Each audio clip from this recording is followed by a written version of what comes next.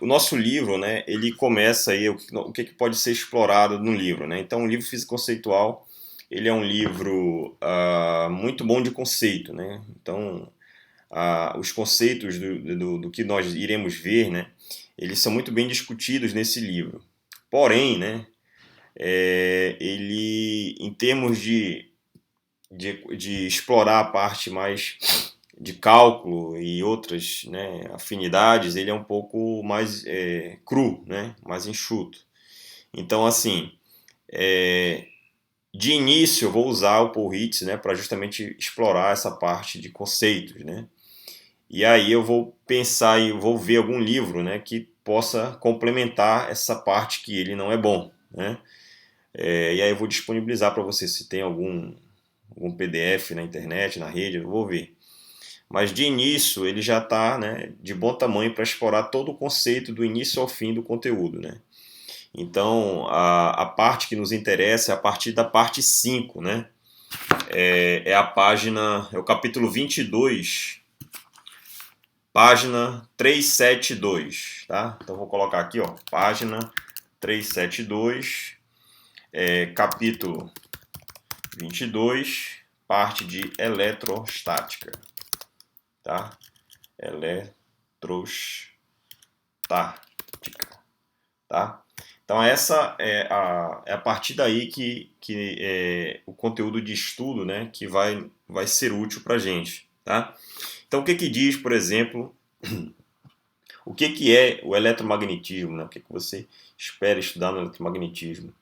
Então, pessoal, João Kevin quer entrar aqui também. Então, veja só, vocês, né, já viram alguns conceitos interessantes, né, em física um ou 2, né, já viram, deveriam ter visto, né? Por exemplo, nós já vimos uma das interações fundamentais, né, é a força gravitacional, né? Então a força gravitacional, né, que é regida pela lei de Newton, né, a lei da gravitação de Newton, é uma das interações fundamentais da natureza, certo? Então a força de gravidade, né, a força gravitacional, ela é uma força que age, né, entre os corpos de grandes massas, né? Então, para você ter uma noção, né, a interação gravitacional entre dois seres humanos, por exemplo, a força, né, a magnitude, é praticamente desprezível, né? Mas numa escala, digamos, astronômica, né, você já tem um efeito significante, né? Para você ter uma ideia, o que faz, por exemplo, a Lua, né, orbitar a nossa Terra, né, o nosso planeta, é a mesma interação, né? Veja o tamanho da massa da Terra, né? A massa da Terra gira em torno de 10 a 24 quilos, né?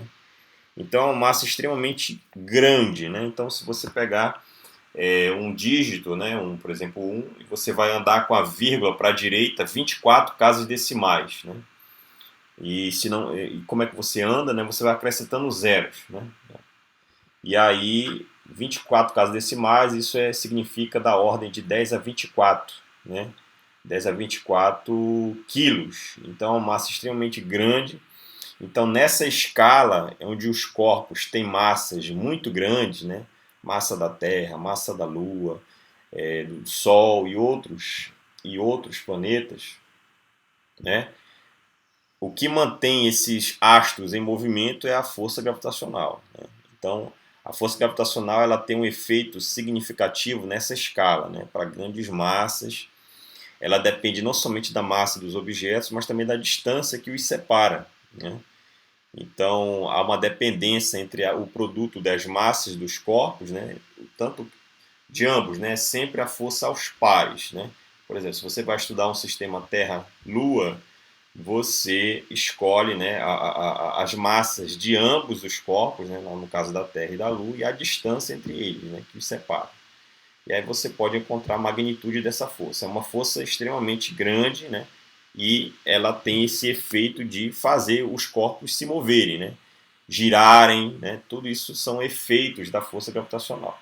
Então, a força gravitacional é somente uma das interações da natureza, né? Então, quando eu digo natureza, é o mundo que nos permeia, pessoal, certo? Então, uma outra força, né, tão interessante quanto essa é a força elétrica e magnética, né? A gente chama de força eletromagnética, que é essa que nós vamos estudar aqui no nosso capítulo do livro, né? Capítulo 22. Então, a força eletromagnética, ela é uma das forças que regem, por exemplo, as cargas, né? Então veja, na força gravitacional basta o corpo ter massa. A Terra tem massa, a Lua tem massa, o corpo humano, né, tem massa. Se você pegar qualquer outro objeto que tenha massa, ele está em interação gravitacional com qualquer outro ao seu redor, né? Pode ser desprezível a força, mas ela existe, certo? Então, se o corpo tem massa, ele tem uma força gravitacional, uma força de interação, né, gravitacional. E como é que aparece a força elétrica ou magnética? Se o corpo tem carga, se os corpos eles têm cargas, né, seja positiva ou seja negativa, que é as duas formas de cargas que nós temos, tá? Então, se ele tem carga elétrica, ele vai ter uma força elétrica, tá? Se essa carga elétrica ela está em movimento, isso já vai ter um campo magnético. Então, veja como há uma pequena distinção, né, entre força elétrica e força magnética. Existem dois tipos de força eletromagnética. Pode ser perdão, de caráter atrativo ou de caráter repulsivo. A força gravitacional, pessoal, ela é uma força atrativa, certo? Não existe força gravitacional repulsiva, tá? Então significa dizer que se você tem dois objetos, né, separados por uma distância, eu vou pegar aqui peças aqui do xadrez, né? Se você tem dois corpos com massa, né, e aí, obviamente, tem uma interação gravitacional entre eles, que é o produto das massas dividido pela distância entre eles ao quadrado, né? Então depende da massa dos objetos e da distância. Essa força ela sempre tende a atrair os corpos, nunca repelir, certo? Só atrair, a força gravitacional. Já a força elétrica e magnética, ela tem duas naturezas. Uma é atração e a outra é repulsão, certo? E por que tem dois tipos de natureza de força eletromagnética? Porque tem dois tipos de carga, pessoal. É por isso, né? Existe uma carga que nós chamamos de positiva, né? É uma mera definição histórica, né? Então nós denominamos de carga positiva e de carga negativa, né? Então carga positiva significa dizer que ela tem falta de elétrons, né? Então quando o corpo eletrizado ele tem falta de elétrons, significa dizer que ele é um corpo que está positivamente carregado, certo? Se a carga é negativa, significa dizer que ele tem um excesso de elétrons. Então, a partícula associada à eletrização de um corpo são os elétrons, pessoal. Sempre quando você fala de algo carregado ou descarregado, positivamente, negativamente, você sempre se refere ao elétron, certo? Então, aquele corpo tem excesso de elétrons ou falta de elétrons. Excesso de elétrons, ele torna o objeto carregado negativamente, e uma falta de elétrons deixa ele carregado positivamente. Então, o elétron é uma das partículas elementares do eletromagnetismo, né? Quando nós falamos na palavra eletromagnetismo, significa dizer que é o elétron, né? É ele que é o responsável, né? Um dos responsáveis, né, por por, por essa definição, né, de campo elétrico e campo magnético. Então, nós falamos do elétron por quê? Porque no átomo, pessoal, o que o átomo é constituído? Né? Então, o átomo ele é constituído, né, de três partículas fundamentais, certo? Três. Né? Você tem o elétron, que fica na parte mais externa do átomo, certo? Você tem lá no núcleo, né? Então você tem o átomo, pessoal, é como se fosse uma célula. Vamos lá, né? A célula, ela é, lá na biologia, ela é um constituinte fundamental de um ser vivo.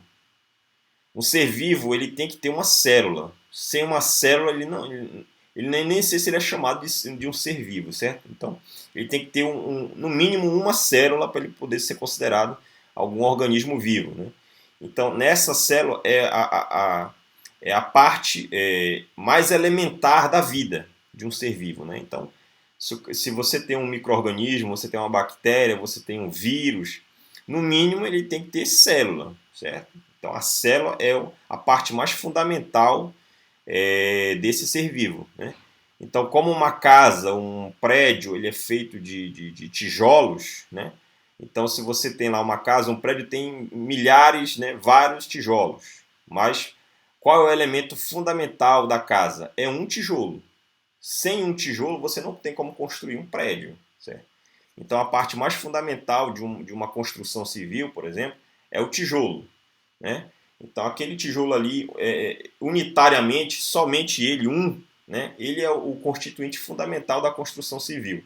A partir dele, você pode montar, né, igrejas, prédios, né, fábricas e tal. Tudo a partir de um único tijolo, né? Você vai montando e vai construindo. Então, a mesma coisa com a célula, né? Então, tem um ser vivo, ele é formado por milhares de células. Então, uma única célula consegue formar um ser vivo de uma maneira complexa, né? Com toda a sua dinâmica aí, e organização celular, né? Seu metabolismo. Mesma coisa para a física, né? Então, a física, o ente fundamental, né? Quando nós falamos de eletromagnetismo, é o átomo, certo? Então, o átomo ele é a parte mais fundamental que existe, né? Quando você estuda eletromagnetismo.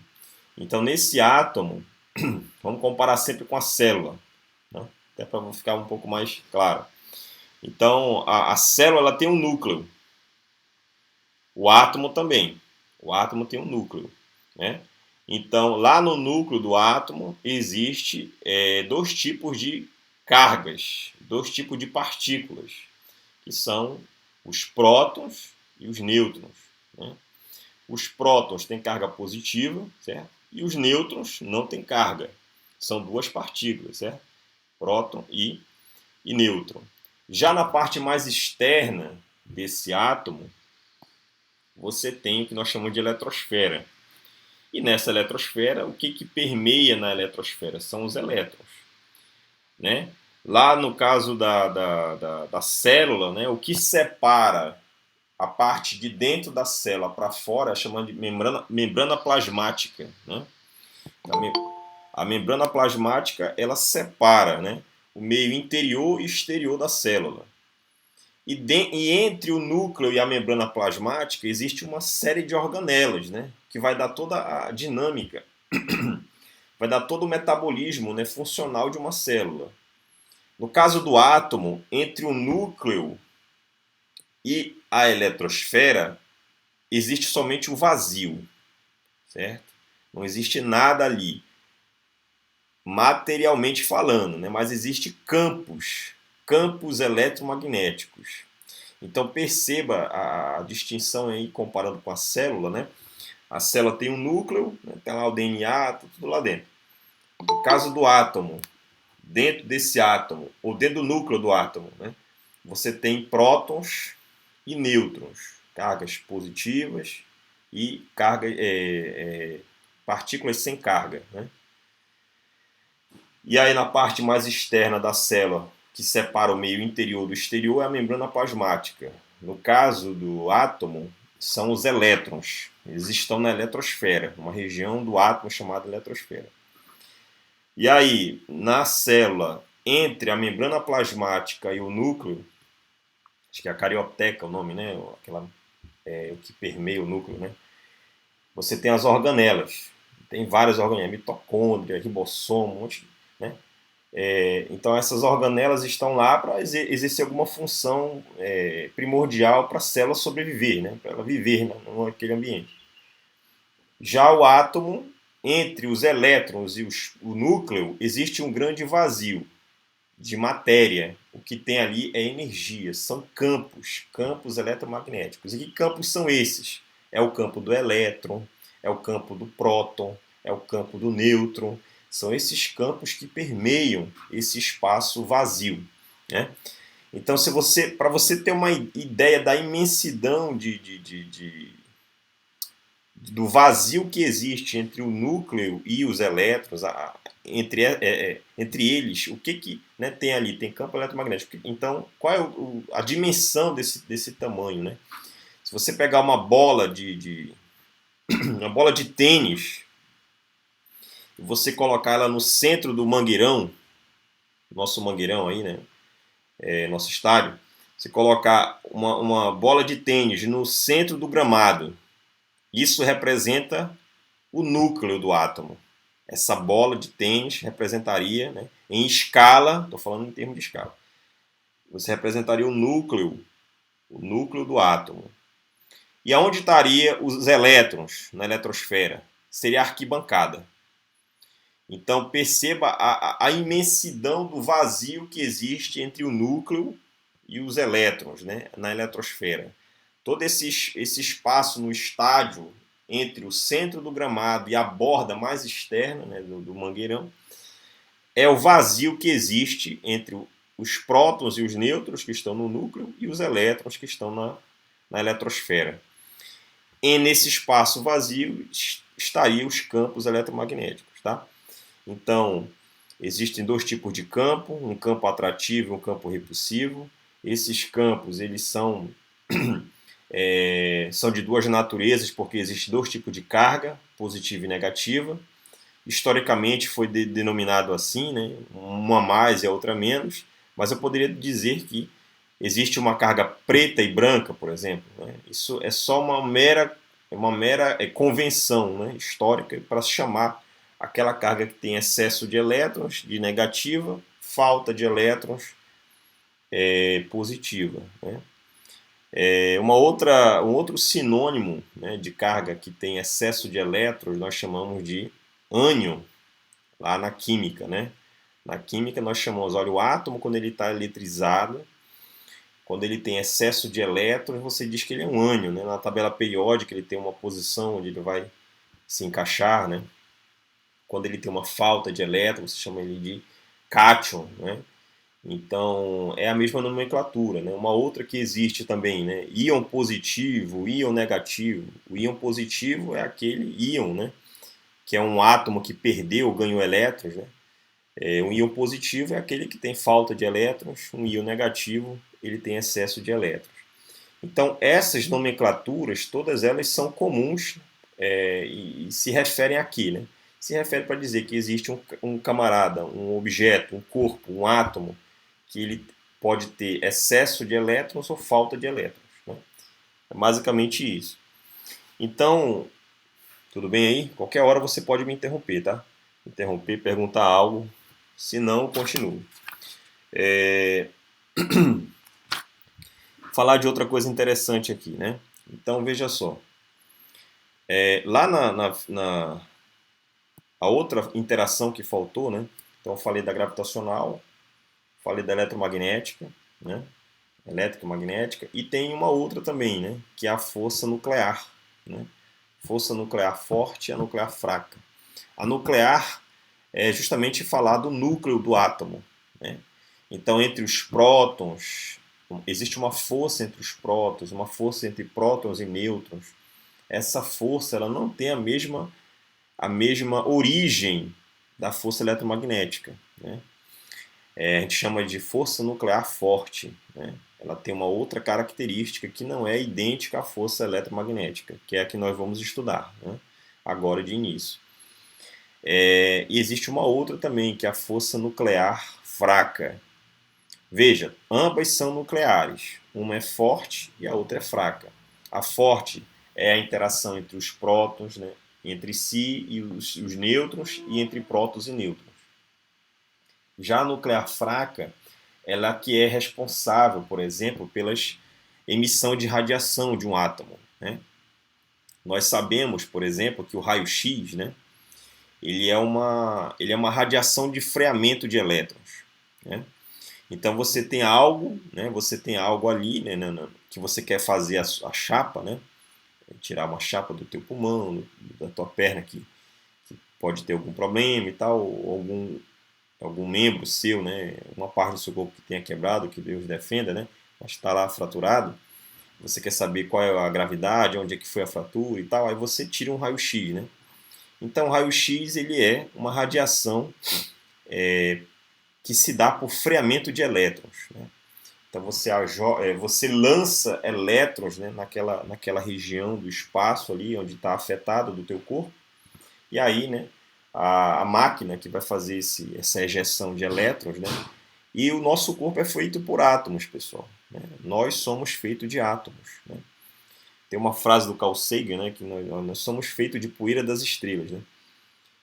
Para quem gosta de astronomia e acredita na ciência, claro, né? Você pode... uma morte de uma estrela, né? Só um comentário rápido. Uma morte de uma estrela, ela que gera, né? Pensando de forma científica, tá? Existem outras formas de descrever a vida, né? A vida pode ser de uma forma bíblica, né? Ou outras crenças e tal. De uma forma cientificamente falando, né? A vida se originou a partir de uma explosão de uma estrela. Então, uma estrela, quando ela explode, ela libera os elementos para a natureza, para o espaço, né? Elementos da tabela periódica. Então, a tabela periódica, né, mais de 100 elementos, né, nem sei quantos são exatamente, 118, não me lembro, é mais de 100 com certeza.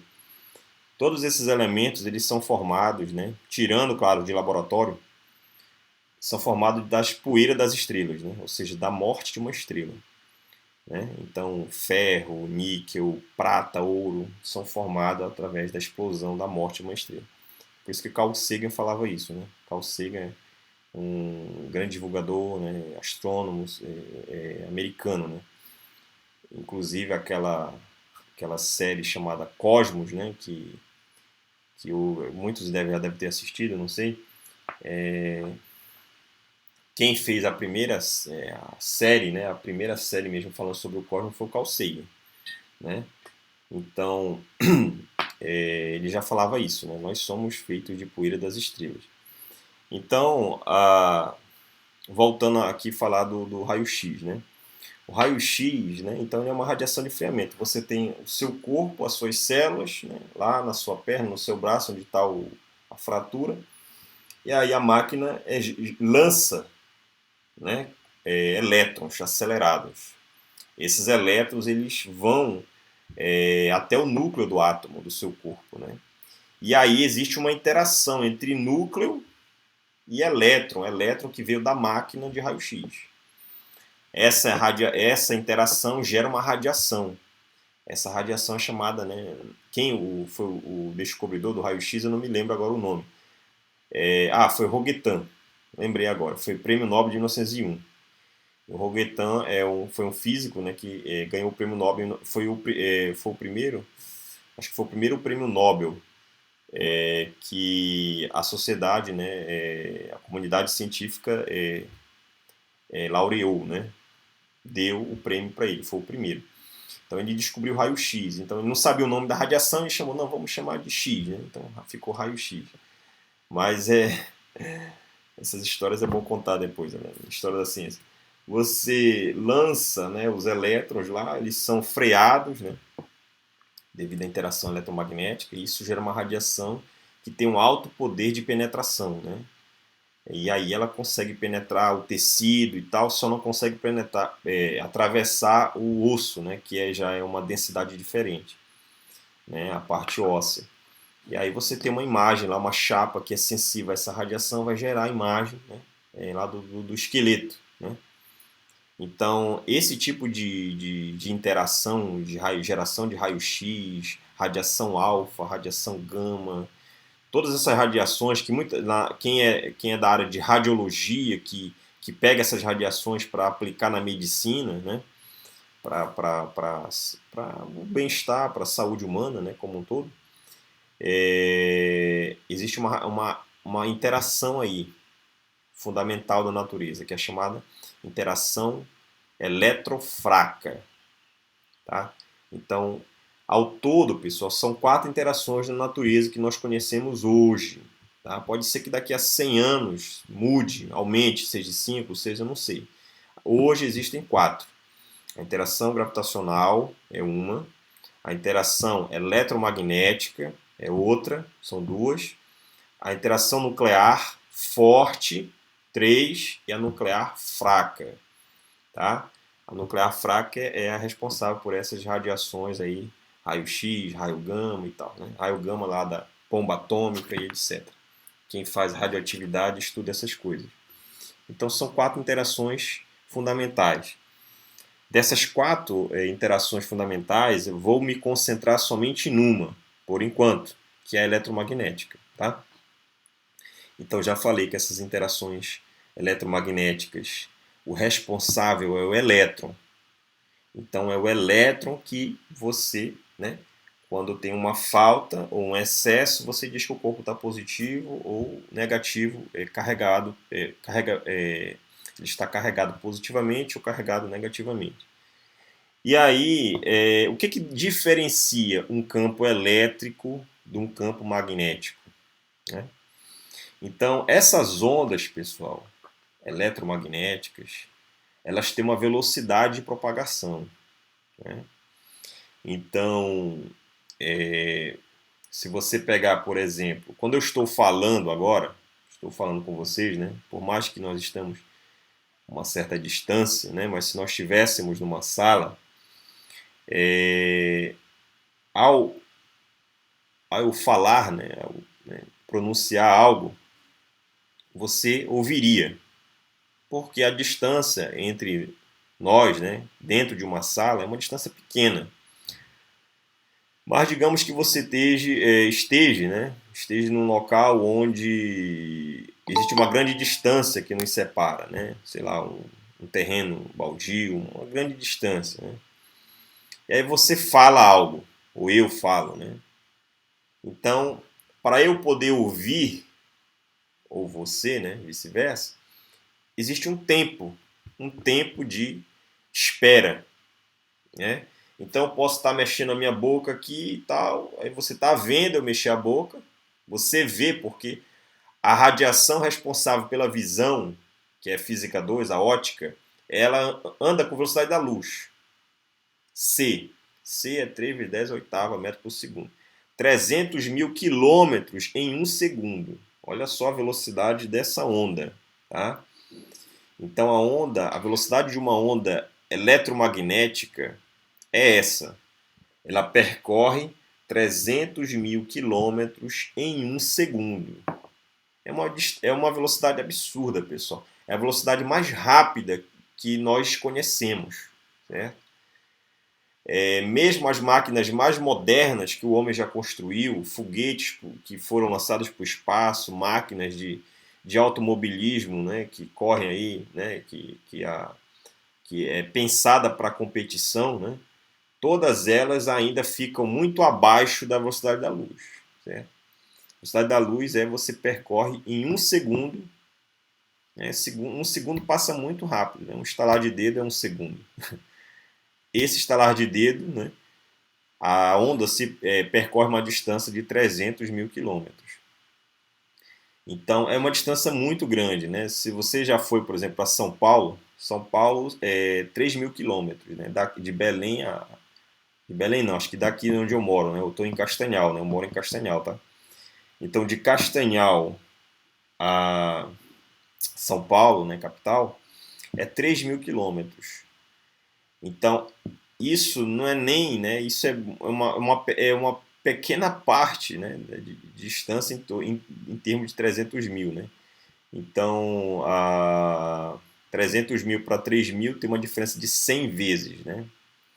Então, imagine você percorrer 100 distâncias de daqui para São Paulo em um segundo. 100, né? Então, é uma distância muito grande, né, que a onda se propaga em um segundo. É uma velocidade muito alta. Essa é a velocidade da luz, né? Então, essa velocidade, ela que é responsável, né, por nós vermos algo, né? Então, quando você enxerga alguém, qual é a cor da minha camisa? Você está vendo eu mexer a minha boca numa certa distância, você está diante de uma onda. A onda da visão, né? Essa onda é onda eletromagnética, ela viaja com a velocidade da luz. E a onda, quando você fala, a sonora, ela é uma onda mecânica, né? Então ela tem uma velocidade bem abaixo dessa velocidade da luz, em torno aí de 340 metros por segundo.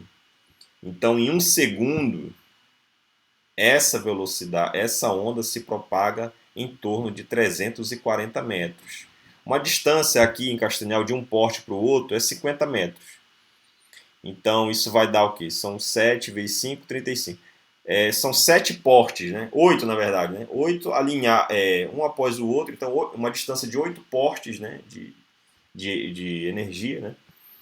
É essa distância que a onda sonora se propaga em um segundo, na média, em condições normais no ar, né? Então, comparado com 100 vezes a distância Castanhal-São Paulo, né? Não tem nem comparação, né? Em um segundo. Em um segundo, ambas percorrem essa distância, a sonora e a eletromagnética. Então, essa interação eletromagnética, ela depende das cargas, certo? Se a carga for positiva, se ambas forem positivas, há uma força de repulsão. Né? O pessoal diz, ó, cargas iguais se repelem. Então, positivo com positiva, repele. Negativo com negativa, repele. E quando é que elas se atraem, as cargas? Quando elas têm sinais contrários. Uma é positiva e a outra é negativa. Nessa situação você tem uma atração. Né? Então, cargas de mesmo sinal se repelem. Carga de sinais contrários se atraem. Tá? Então, as duas naturezas do campo, né, da força. Né? Uma é atrativa, a outra é repulsiva. Isso graças às cargas, que são de dois tipos também. Uma mais e a outra menos. Tá? Beleza. Isso é o campo elétrico. E o magnético? O que diferencia o campo elétrico do magnético? Né? Bem, lá na Física 1, existe uma coisa chamada de referencial. Né? O referencial é algo bem interessante, né? Porque muita gente não comenta, né? Pode achar isso uma bobagem, mas não é. É discutir esse conceito de referencial. Né? Lá na Física 1 você já começa, lá na lei de Newton, na primeira lei de Newton, chamada lei da inércia, existe um parágrafo específico, né? Que trata sobre o estudo dos referenciais. Então, Newton, né? Newton foi um gênio no seu período, na sua época, né? Considerado ainda hoje, porque muito do que nós vemos no nosso dia a dia é graças a Newton. Né? Então, Newton ele deixou um legado muito grande para a física clássica, que é a física do nosso cotidiano. Né? Nosso dia a dia é a física de Newton. Tá? E, bem, nessa física, né, lá no estudo dos referenciais, né, o próprio Newton, né, ele diz o seguinte, olha, as minhas leis, né, que é chamadas leis de Newton, que são três, né, as leis de Newton só serão válidas se você escolher um referencial específico para fazer o estudo, a análise. Né. E esse referencial ele deu um nome, chamado referencial inercial. Né. Então, o referencial inicial, pessoal, o que é um referencial inicial? É aquele referencial que a velocidade ela é constante. Né? Então, eu, nesse momento, com vocês agora, eu sou um referencial inicial. Por quê? A minha velocidade é constante. Qual é a minha velocidade? Zero. Eu estou parado em relação ao chão, o solo, né, a cadeira. Então, eu sou um exemplo de referencial chamado inercial. Então, o referencial inicial é aquele cuja velocidade é constante. E aí, o repouso é um exemplo. Repouso tem velocidade zero, né? Então, ela é constante. Constante significa dizer que não se altera, permanece a mesma. Zero, o repouso é um exemplo. Tá?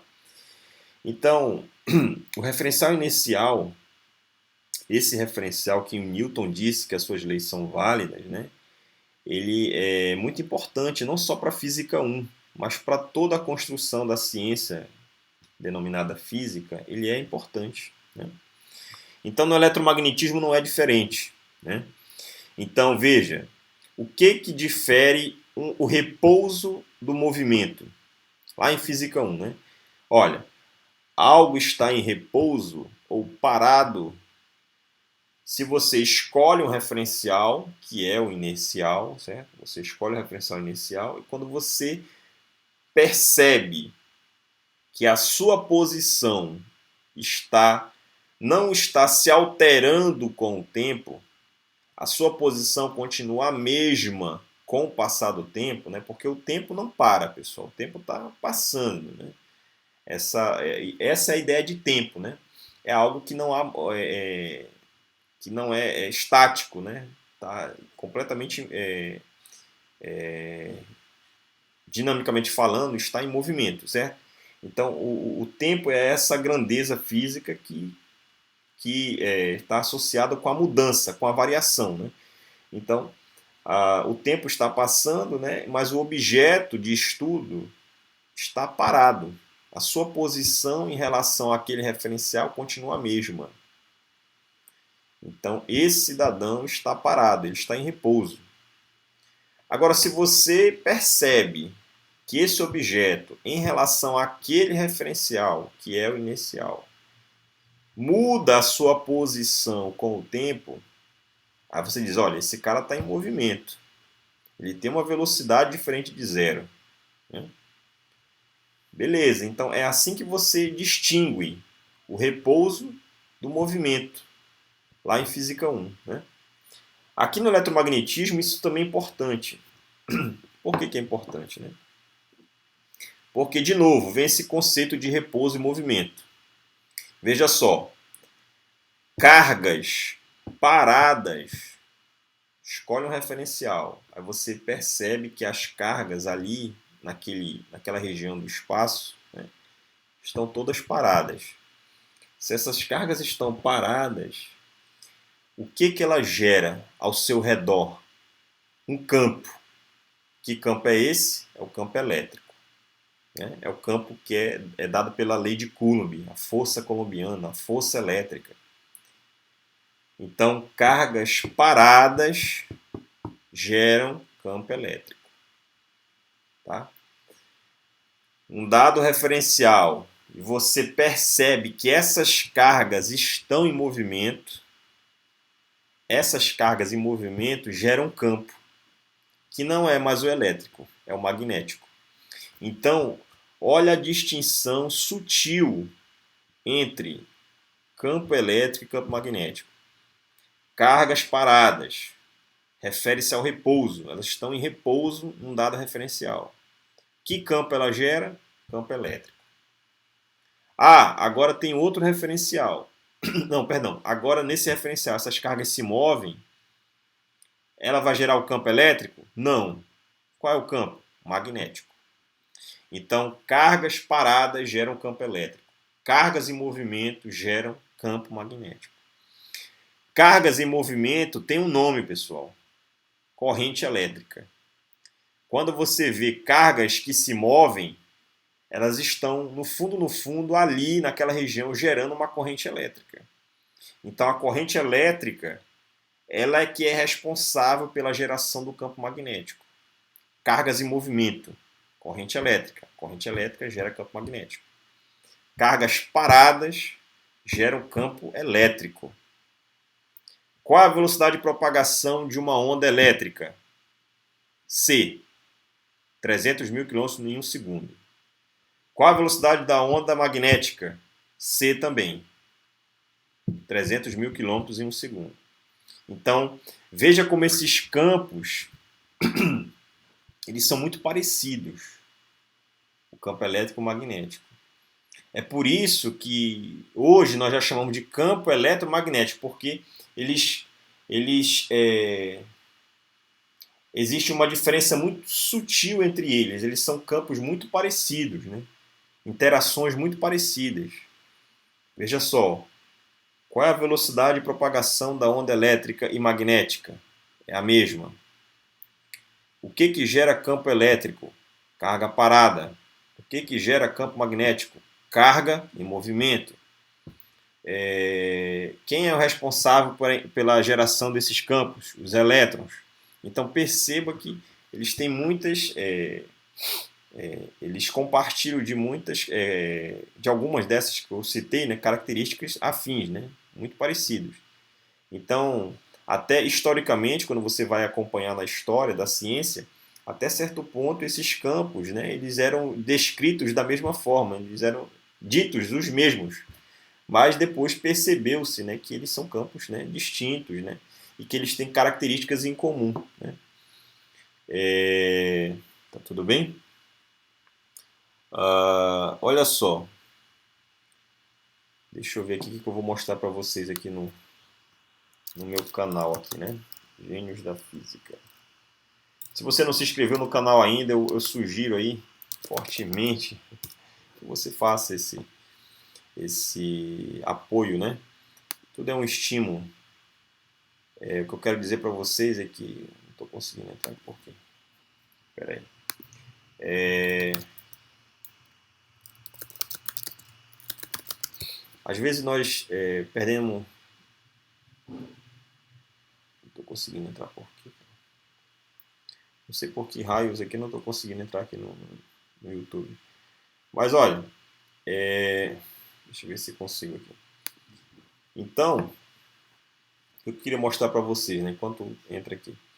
Eu queria mostrar algumas comparações, algumas estimativas interessantes, né, com relação ao estudo do nosso tema, né, o eletromagnetismo. Então, estudar o eletromagnetismo, pessoal, ele é assim. Existem muitos... quando você vê um assunto como esse no livro, né, você vai ver aqui o livro, tem até a parte que nos interessa. Olha que é muita coisa, viu? Olha, a partir do capítulo 22, que página é? 373. Até, olha, são em torno de 300 páginas do livro aqui, do Poit, né? 300 páginas criaram esses capítulos aqui. Mas isso, quem contribuiu, né? Historicamente falando, quem contribuiu para todos esses estudos gerar uma teoria, gerar a ciência, né, do eletromagnetismo? Foram muitas pessoas, pessoal, né? Muitos cientistas deram sangue, né, em algum momento da sua vida para poder tornar isso realidade, né? Então, se você não der valor, né, não dar valor à ciência, né, ela é muito importante para o crescimento, né, da população como um todo, né, da sociedade, né. Não existe crescimento, né, quando eu falo de crescimento financeiro mesmo, né, uma riqueza de uma nação, né, de um país, né, uma das riquezas, né, além das naturais, etc., tem outras, claro, é a científica, é a tecnológica. E sem a ciência, pessoal, não há esse tipo de evolução, né? Não sei se vocês já perceberam, o Prêmio Nobel, por exemplo, ele começou. O Prêmio Nobel ele é uma premiação dada para alguém, um cientista, claro, que faz algo grandioso, que descobre algo que é útil para a sociedade, né? Útil no sentido de dizer, outros caras não fizeram algo útil, sim, mas que gerou um grande impacto, né? Então não basta ser só útil, mas tem que ser algo impactante, algo que realmente cause uma revolução, né, na forma de pensar, de construir, de agir, sei lá o quê. Então, a partir do século XX, o século XX se inicia em 1900. Então, a partir do século XX, 1900, você tem todo ano uma premiação, que é chamada de Prêmio Nobel, para dar para um certo grupo de pesquisadores, de cientistas que descobriram algo impactante para a sociedade. Se você acompanhar ao longo da história de quem ganhou o Prêmio Nobel logo nos primeiros anos, 1900, 1901, 1905, 1907, quem eram os cientistas? A maioria alemães. Né? Eram os alemães que vinham, né, ganhando espaço na ciência, fazendo coisas grandiosas. Né? Descobrindo raio-x, descobrindo fazendo pesquisas com foguetes, etc., combustão. Então, os camaradas estavam ganhando espaço. Né? E aí, lembra que a Primeira Guerra Mundial, né? 1914, 1918, né? A primeira. Depois, de 1939 até 1945. Então, a Alemanha, ela vinha, né? Ela vinha com uma bagagem em termos de conhecimento científico muito grande naquela época. Né? Tanto é, você tem uma noção, né? Os Estados Unidos, quando eles, né, ganharam a guerra com os aliados, esses cientistas que sobreviveram, né, na Alemanha, eles não foram mortos, né? Os caras pegaram ele para fazer uma espécie de trabalho escravo, né? Pegaram e levaram para o seu país, né? Uma parte foram para a Rússia, né? Outra parte foram para os Estados Unidos. E aí os Estados Unidos, olha, eu vou abrir um laboratório para você, você vai trabalhar para a gente. Né? E aí, por exemplo, a própria NASA é um exemplo. Né? A NASA ela foi criada por um alemão. Né? O Ernest von Braun. Né? O Ernest von Braun foi o cara que construiu os foguetes V2, né? Que saiu da Alemanha para cair na França, né? Bombardear a França, né? por foguete transcontinental, né? Saindo de um país para o outro, agora não lembro o nome. Então era foguete que atingiu grande distância. Então esse foguete foi o que levou o homem para a Lua. Né? Então assim, a ciência, pessoal, ela é algo que faz um país, né, se tornar-se uma potência. Né? Então vocês que cada um, né, claro, nós precisamos de todos os profissionais, né? No nosso mundo hoje nós precisamos do pedreiro, do engenheiro, do motorista, da dona de casa, que é a diarista e tal. Então, existem trabalhadores das mais diversas frentes, né? Mas nós precisamos também de cientistas, né? Então, esse é o nosso papel, né? Divulgar a ciência, falar da ciência. Isso para mim é uma honra, tá certo? Então, olha lá. Voltando para o nosso tema, né? Estou querendo desvirtuar, falar de outra coisa. Onde é que você vê no seu dia a dia a geração de ondas eletromagnéticas, né? Então, veja, se você tem cargas paradas, gera um campo elétrico. Cargas em movimento, campo magnético.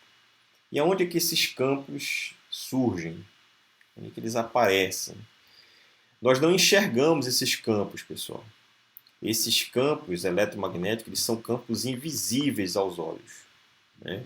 O que nós conseguimos enxergar são as 7 cores. Lá na ótica, você tem lá no espectro eletromagnético, você tem lá vermelho, né? Vermelho, amarelo, laranja, azul, violeta, as 7 cores. Né?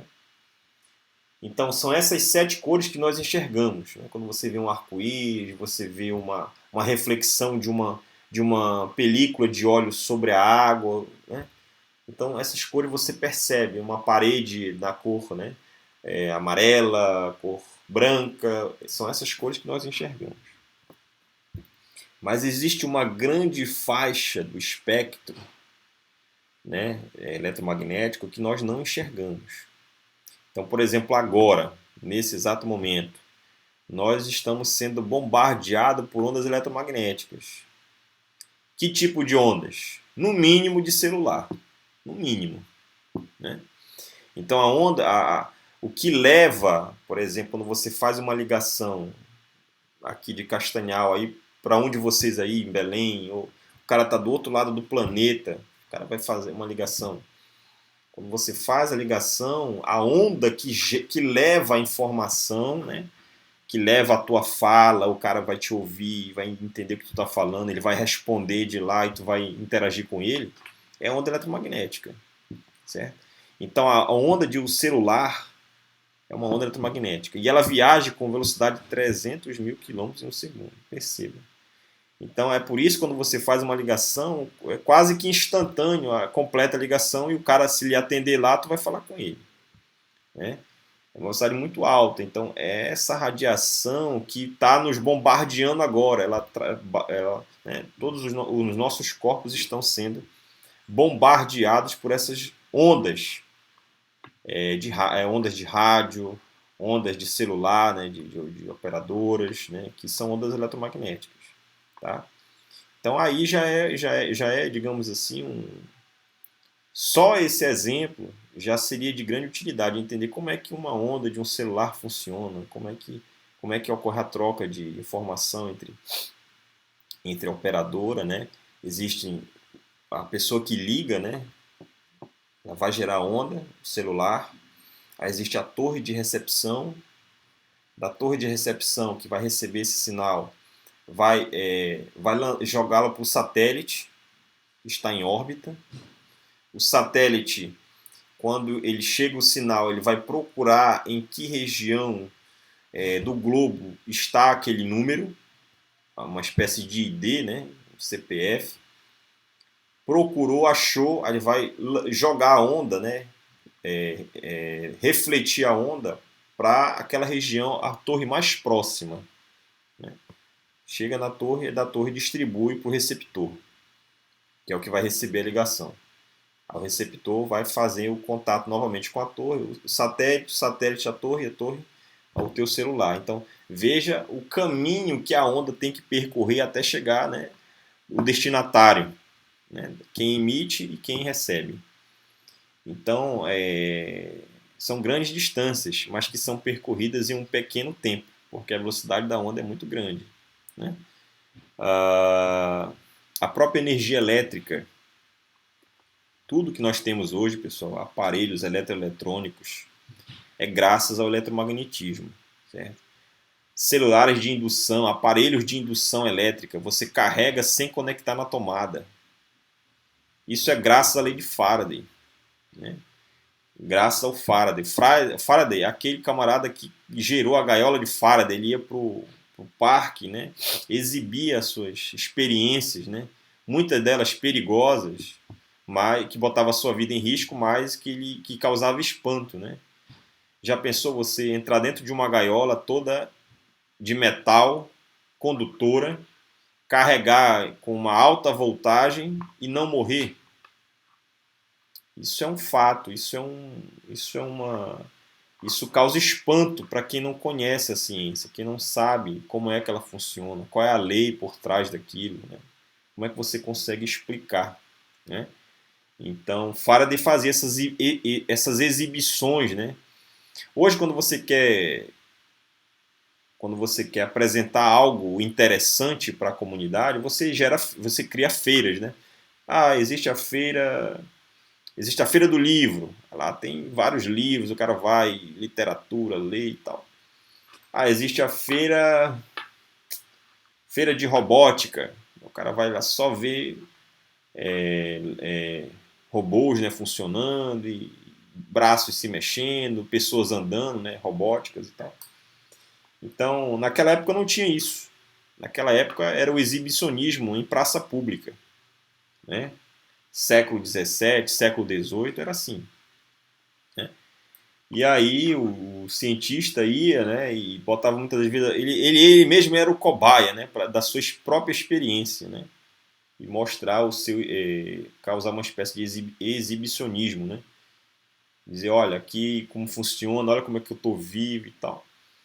Então a ciência ela serve para você, né, provocar espanto, né, uma certa beleza até certo ponto, serve para você gerar riqueza para um país, né, país ter ciência e tecnologia de ponta é importante, né? Você também serve para você sobreviver, né? Para você não, digamos assim, por alguma fatalidade você venha a óbito, né? Que Deus defenda, mas você ter cuidado, né? Ao falar de ciência, conhecer a ciência, você tem que ter o zelo, né? E tem que ter a preocupação, a precaução de não fazer besteira e não chegar a morrer, né? Por que eu falo isso? Olha só, quando acho que eu já vi vídeos no YouTube, né, um raio caiu, cara, um raio caiu num carro nos Estados Unidos, cara. O carro de trás gravou tudo. O carro da frente caiu um raio no carro, onde estavam uma família inteira. O pai, a mãe e mais três crianças, três filhos, né? E os caras saíram ilesos, né? Aí o cara, porra, como é que um raio caiu no carro e todo mundo sobreviveu?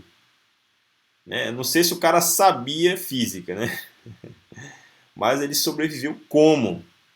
Né? É a gaiola de Faraday. Né? A carga, né? Uma descarga elétrica de um raio é muito grande, pessoal. A voltagem é enorme, é estupenda. A gente vê aí, não chega nem aos pés desses cabos elétricos da rede elétrica aí. É, bem abaixo dessa descarga. Se tu pegar naquele cabo lá de cima, né, que Deus defenda, você morre eletrocutado. Então a descarga de um raio é muito alta, a voltagem. E aí mesmo nessas circunstâncias todo mundo sobreviveu. Então você conhecer a ciência, né, você também pode, numa situação difícil, você pode sobreviver. Né? Então, para você ter uma ideia, qual é o lugar mais seguro para você passar uma tempestade dentro de um carro, cara? Né? Por mais que caia um cabo de alta tensão, caia um raio no seu carro, né? Mas se você ficar ali dentro, você fica vivo. Né? Já vi situações em que caiu o cabo de alta tensão sobre um veículo, o cara sai do veículo e bota o pé no chão. Isso é um erro. Isso gerou a morte do cidadão, entendeu? Do indivíduo. Então, não cometer esse tipo de coisa, né? O que o cara fez nessa situação foi um aterramento. A descarga que estava na superfície, na lataria do veículo, passou pelo corpo e, né, o pé foi o condutor, né? Foi o aterramento, né? A perna. E aí o nosso corpo, pessoal, ele é formado por 80% de água, mais de 80%. E a água é um excelente condutor elétrico, tá? Então, e quando tu tá suado, pior ainda, certo? Por causa do teu sal, né? O sal do corpo, do suor, né? Então, assim, saber os conceitos, os princípios físicos por trás de cada situação dessa favorecem a sua sobrevivência, né? Até certo ponto, né? Você conhecer, não fazer esse tipo de besteira, né? Ou por desconhecimento mesmo, ou por ignorar a ciência, né? Então a gente não pode ignorar esses fatos, né? Eles são a ciência ela é construída através de quatro pilares. Né? A gente chama isso de método científico. Então existe, por exemplo, existe a teoria por trás daquilo, né? Existe a teoria de Newton do movimento, existe a teoria da ótica, existe a teoria do calor, né? Existe a teoria eletromagnética, que é o que a gente está vendo, né? Isso tudo são teorias. Mas a ciência ela não é construída somente com teoria. Tem a parte prática, né? Tem o experimento, tem a experiência. Né? Se aquilo de fato funciona e você consegue explicar algo através daquela teoria, então isso é um ponto favorável para ela. E é assim que você constrói a ciência. Então, um pilar é a teoria, o outro é a prática, né? O outro, o pessoal chama de hipótese, né? Olha, a hipótese científica, você pode dizer assim, olha, por que que a folha é verde? Né? Aí você vai dizer, olha, a folha é verde porque ela tem uma pigmentação chamada clorofila, que a radiação eletromagnética do Sol, ao interagir com essa pigmentação, né, que está sobre a folha, reflete, né, absorve uma parte da radiação e reflete a outra, na cor verde. Né? Comprimento de onda em torno ali de acho que é 500 nanômetros. Né? E aí você vê essa cor. Então isso é uma explicação científica, sim, né? Então existe uma teoria científica por trás, existe a parte prática que você está vendo acontecer ao vivo na natureza acontecendo aquilo, né? E existe a hipótese, olha, por que é verde? Por que isso é assim? Por que aquilo é assado? A indagação é a hipótese, né? É a dúvida, é a pergunta. Né? Então você constrói a ciência dessa forma, se indagando, se perguntando, professor, ah, o, por que quando o átomo recebe um próton, ele muda ele muda o elemento, né? Então isso é uma pergunta científica. Agora se eu fizer assim, olha, sei lá, por que a Maria Vitória é mais bonita do que a Shaira? É uma pergunta aqui. Isso não tem nada, não é científico, não é uma pergunta científica, né?